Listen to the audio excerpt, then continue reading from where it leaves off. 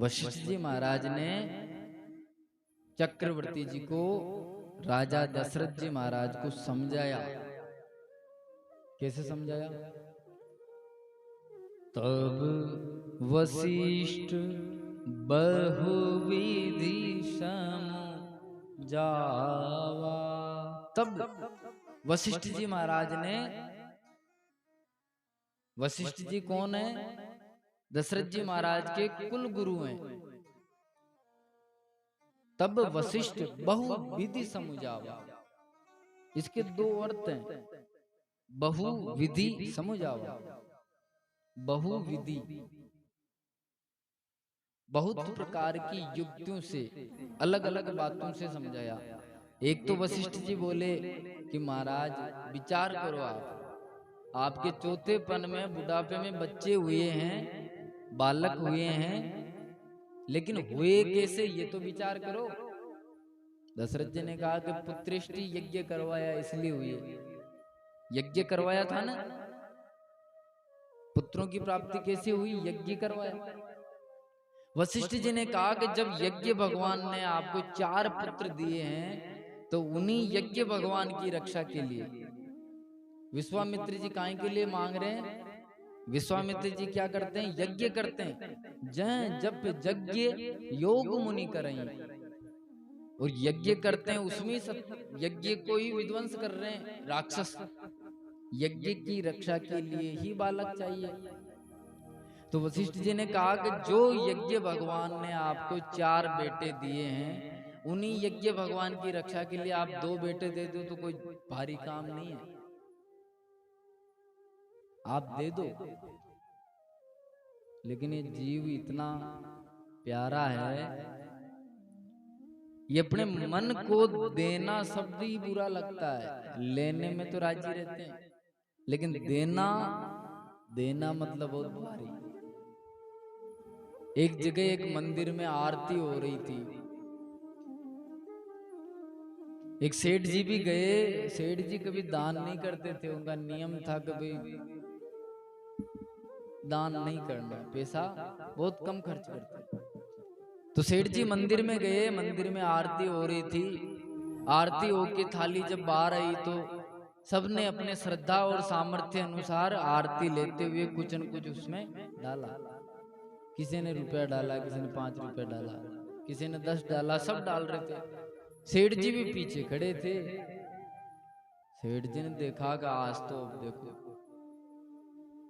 आज आरती आ रही है, अगर उसमें कुछ नहीं डाला तो लोग बाग देखेंगे कि देखो सेठ जी तो कंजूस है, सब डाल रहे हैं तो अपने को भी डालना पड़ेगा। सेठ जी ने देखा क्या करें, जेब में हाथ डाला, 1 रुपए का सिक्का मिल गया। वो सिक्के को बाहर निकाला, गर्मी का टाइम था, सिक्के को बाहर निकाला। एक मन कह रहा नहीं दूं, रहने दूं। दूसरा मन कह रहा नहीं, दे देते हैं, 1 रुपए तो है। अपने सबके अंदर 2 मन होते हैं। एक मन तो कहे कि नहीं दूं, एक मन कहे कि दे देता हूं। ऐसा करके वो जो 1 रुपए का सिक्का था उसको मुट्ठी में बीच लिया, हाथ छोड़ने को तैयार नहीं, जोर से मुट्ठी बीच ली। 2-4 मिनट में आरती फिरी, वो सोचते रहे दूं नहीं दूं, दूं नहीं दूं। जब तक आरती उनके पास आई और जैसे रुपया हुआ चलो दे ही देता हूं, ऐसा सोच के मुट्ठी खोली।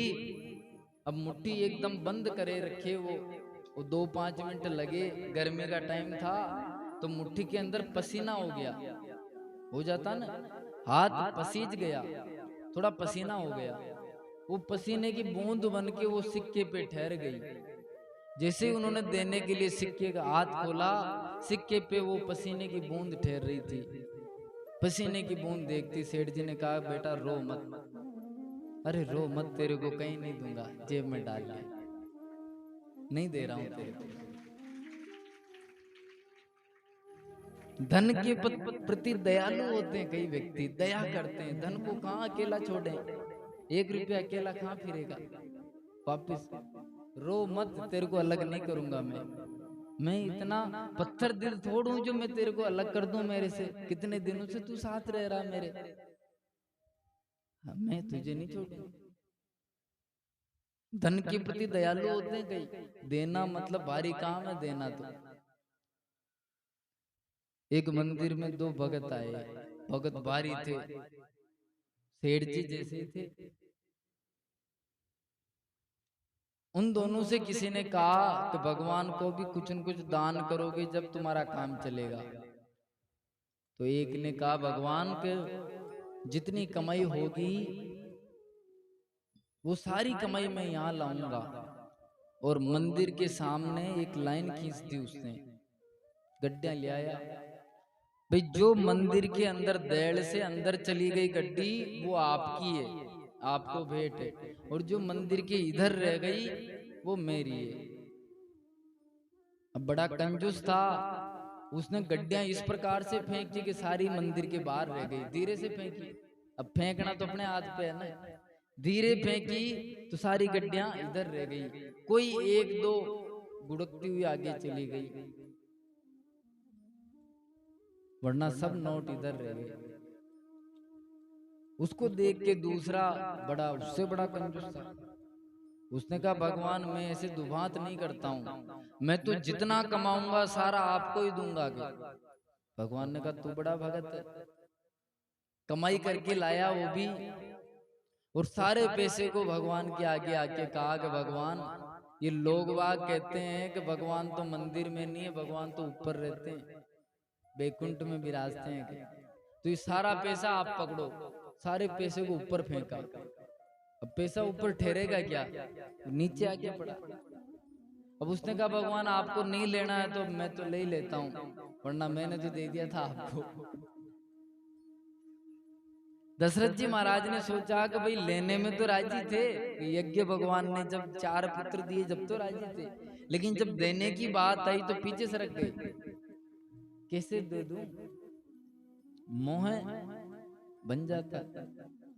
विश्वामित्र जी वशिष्ठ जी से कह रहे हैं, वशिष्ठ जी समझा रहे हैं, तब वशिष्ठ बहुविधि समझावा।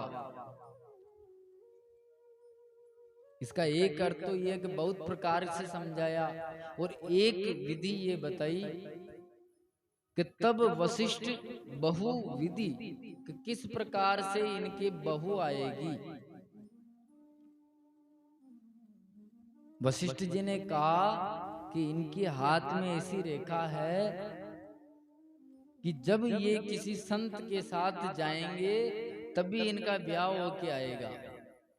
ये 2 के 4 तभी होंगे या 4 के 8 तभी होंगे जब ये विश्वामित्र जी के साथ जाएंगे, वरना कुंवारा ही डोलेंगे, ब्याह नहीं होगा। कौशल्या जी ने भी याद तुरंत आ गई कि हाँ मेरे से भी एक शुरू में ज्योतिषी आया था ना ज्योतिषी कल, शंकर जी शर्मा भोलेनाथ आए थे ज्योतिषी बन के। तो उन्होंने भी कहा कि ये 14 वर्ष की उम्र में एक संत के साथ जाएंगे, उनके साथ भेजना तब इनका विवाह होके आएगा। दशरथ जी ने जोड़ लगा लिया कि भाई 2 जाएंगे 4 आएंगे तो फायदा ही तो है, भाई देना और लेना। अब इस प्रकार का इन्वेस्टमेंट व्यक्ति करता है जिसमें वापस अर्निंग ज्यादा हो, कमाई ज्यादा हो। तो भाई ये 2 जाएंगे तो ये सारे 8 हो जाएंगे। वशिष्ठ जी ने समझाया कि महाराज आप भेजोगे जब भी विवाह होगा। दशरथ जी महाराज राजी हो गए। कहा गुरुदेव मैं आपकी बात को भला नकार सकता हूँ क्या, आप कह रहे हो भेजो और मैं मना करूंगा क्या, मैं तो ऐसे ही कह रहा था, वरना मैं नाराज थोड़ा था भेजने से। दशरथ जी महाराज ने कहा कि ठीक है।